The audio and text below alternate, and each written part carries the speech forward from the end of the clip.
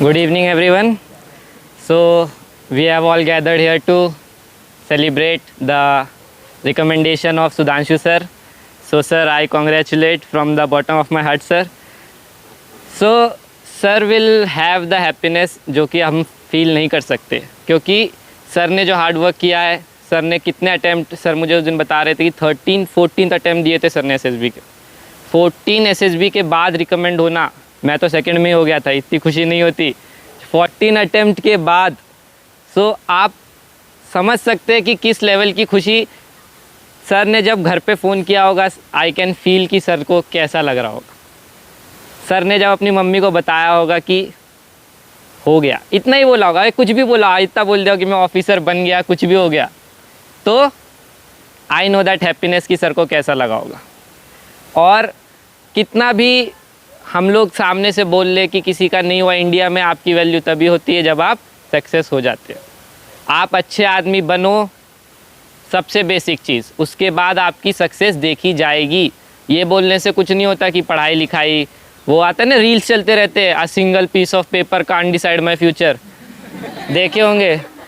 फिर वो लोग क्या करते हैं, ठेला उठा के इधर उधर। तो इन सब चीज़ों से दूर रहो हमेशा। सर ने फर्स्ट अटेम्प्ट जब मैं फ़ेल हुआ था इंडिया का रिटर्न का, मुझे अभी भी याद है, सर ने मुझसे एक ही चीज़ बोली थी कि ये सब एकेडमी तो चलती रहेगी, तुझे ऑफिसर बनना है। और वो बात मुझे अभी भी याद है, सर ने जब मुझसे बोली थी जब मैं फर्स्ट अटेम्प्ट इंडिया में फ़ेल हुआ था रिटर्न का, और हो गया। So the main fact is कि आपको कभी भी हार नहीं माननी है। और आपको खुद पता चलेगा जिस दिन रिकमेंड हो के किसी की कोई खुशी नहीं होती, दोस्त को खुशी नहीं होगी, किसी को खुशी नहीं होगी। जो खुशी होती है मेन किसको होती है, घर वालों को।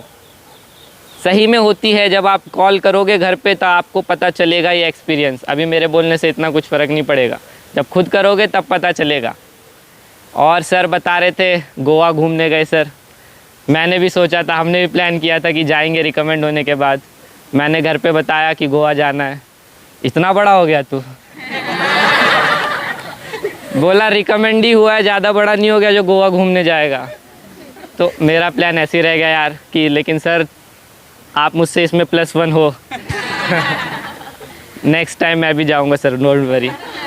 तो इसलिए ठीक है, सर की एज हो गई है एक्सप्लोर करने की, अब सब करेंगे। मैं छोटा हूँ, ठीक है, मान लेता हूँ। लेकिन नेक्स्ट चीज़ थी कि सर ने बताया कि कोस्ट गार्ड की एसएसबी में उन्होंने फर्स्ट जो OIR और PPDT बता रहे थे ना सर, उनका कंप्यूटर पे हुआ था, इलेक्ट्रॉनिक बताया ना। तो जब मैं अपनी एयरफोर्स की एसएसबी के लिए जा रहा था तब मैंने सर से बोला, सर ऐसा है कि कंप्यूटर बेस्ड OIR हो रहा है अभी एसएसबी में। तो सर बोलते मैंने तो नहीं सुना ये तो मैंने कहा कि सर ने नहीं सुना मतलब नहीं हो रहा होगा। तो मैं चला गया अपना नॉर्मल अपना करके, वहाँ पहुँचा, वहाँ पे बोलते कि कंप्यूटर बेस्ड OIR होगा। मैं कहा कंप्यूटर बेस्ड OIR। फिर उसके बाद वहाँ पे पता चला कि डिस्प्ले करते 5-5 10-10 सेकेंड के लिए कुछ, और उतने में आपको सॉल्व करना पड़ता है। तो जब मैं स्क्रीन मतलब उस टाइम कॉन्फ्रेंस आउट हो गया था, फिर मैं वापस आया, मैं सर को बोला, सर आपने तो बोला था नहीं होगा, लेकिन हुआ था। सर ने बोला कि उनके लिए भी नई चीज़ थी, क्योंकि वो फर्स्ट टाइम एसएसबी में किया गया था कि कोई भी OIR टेस्ट जो है वो कंप्यूटर बेस्ड होगा। तो उसके बाद वो ट्रायल किया और उसके बाद बंद कर दिया। उसके बाद किसी बोर्ड में नहीं हुआ, ना आर्मी में ना नेवी में, कहीं नहीं हुआ। सिर्फ जो होना था वो हमारे साथ हुआ।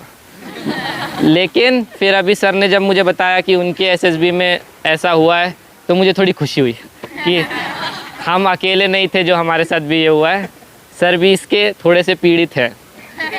तो इसलिए हाँ सर का हो गया, बात तो ये भी सही है। हाँ नहीं, ये अभी एक्सपेरिमेंट बेस पे चल रहे थे कि कैसे होगा। सबसे पहले किया गया था एयरफोर्स बोर्ड देहरादून में, जहाँ पे मेरी एसएसबी थी।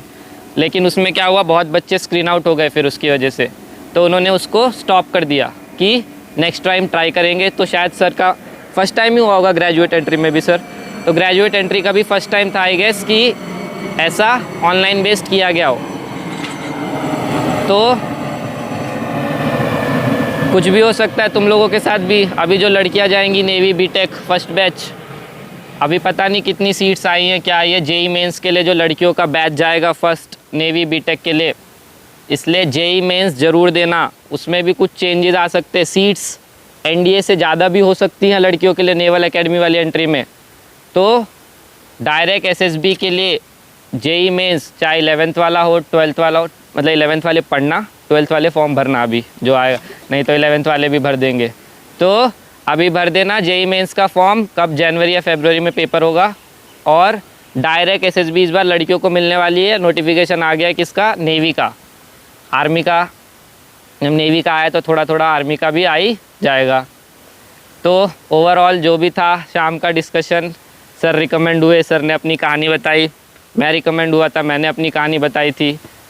आप लोग रिकमेंड होगे, आप लोग हमारी जगह आओगे, आप लोग अपनी कहानी बताओगे, तो दिस शुड गो ऑन। और ये होता रहेगा, ये कभी रुकने नहीं वाला। बस ये हो सकता है कि कोई कोई थोड़ा जल्दी अचीव कर ले, और ये हो सकता है कि किसी किसी को थोड़ा टाइम लगे। और सर ने एक बात सबसे बेस्ट बताई थी कि डिप्रेशन और डिमोटिवेट ये कभी नहीं होना। उस दिन रात में मैं बात कर रहा था एक से, तो वो बोलते कि भैया आप लोग तो इतना पढ़ते हो, सुधांशु सर इतना पढ़ते हैं, हम लोग कहाँ पढ़ते हैं, हम लोगों का कैसे होगा।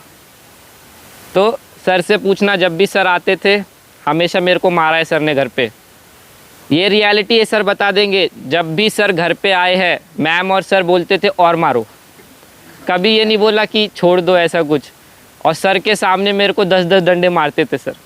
सर से पूछ लेना, बताएंगे क्यों, क्योंकि मैं पढ़ते हुए नहीं मिलता था या कभी फ़ोन चला रहा था या कुछ ऐसा करता था, तो सर ने मुझे हमेशा मारा है। तो ऐसा कुछ नहीं होता, जितना टाइम पढ़ रहे हो आप उतना ही अच्छे से पढ़ो, और उतने में आपकी सक्सेस आपको मिल जाएगी। ज़रूरी नहीं है कि 10-10 घंटे वाला पढ़ने वाला ही सिलेक्ट होता है, और ये भी नहीं है कि सिर्फ 15 मिनट पढ़ने से सिलेक्ट हो जाओगे। तो बीच का रखो, मस्ती भी करो अपनी, हॉस्टल लाइफ है, हॉस्टल लाइफ जियो, सबसे बढ़िया तरीका है। और अभी तो मैंने सुना कि तुम लोगों का सब खाना पीना बंद हो गया है, तुम्हारा वो भेल पूड़ी वो पूड़ी जो चलता था सब बैन हो गया है। कोई नहीं, फिर भी एक आध सैटरडे तो हो ही जाता होगा बीच बीच में, है ना। कितना ही रिस्ट्रिक्शन लगाए हॉस्टल लाइफ में, बच्चे कुछ ना कुछ जुगाड़ ढूंढ ही लेते हैं, है ना। तो कोई चपाती ले जाता होगा मेस से, कोई कांदा ले जाता होगा, तो चलता रहता है। इसलिए मस्ती अपनी चालू रखो, लेकिन साथ में पढ़ते भी रहना है। दोनों चीज़ बैलेंस रखोगे तो रिकमेंड हो जाओगे, ठीक है। चलो इससे ज़्यादा नहीं बोलूँगा। Okay, thank you so much.